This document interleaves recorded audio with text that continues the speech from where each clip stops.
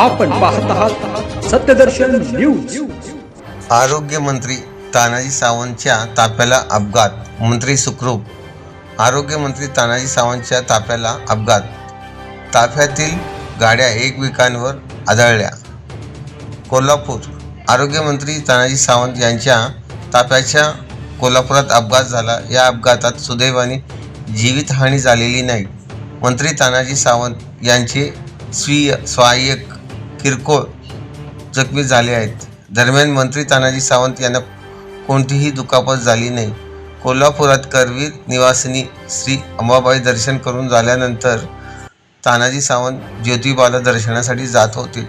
यावेळी मंत्री तानाजी सावंत ज्या गाडीमध्ये बसले होते त्या गाडी पाठीमागच्या गाडीने धडक दिल्याने अपघात झाला।